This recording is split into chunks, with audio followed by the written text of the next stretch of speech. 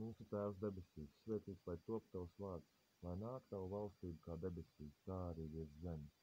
Un dod mums šo dienascho maizi, un piedod mūsu parādus, kā arī mēs piedodam saviem parādniekiem. Un neieved mūsu kārdināšanā, bet atvestī mūs no ļaunuma, jo tev pieder spēks, godība un valstība, mūžīgi mūžos. Āmen.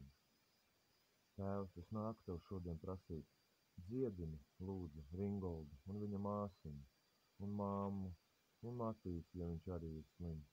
Esi ar viņiem, lai svētais gars ir ar viņiem. Dziedini viņu rētas, dziedini viņu saslimušās miesiņas, lai viņiem viss būtu kārtībā. Tēvs, lūdzu, esi viņiem klāt, es tev no visas sirds, Tēvs, lūdzu.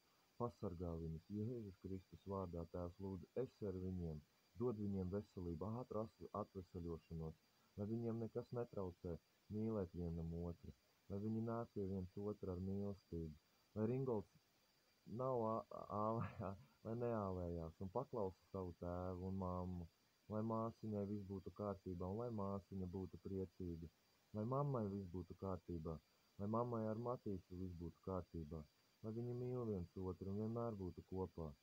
Tēvs, es tev ļoti lūdzu, atvesaļo viņus ātrāk, lai mēs ar Matīsu varētu braukt pie šīm ģimenēm. Tēvs, es tev ļoti lūdzu, esi ar viņiem. Āmen.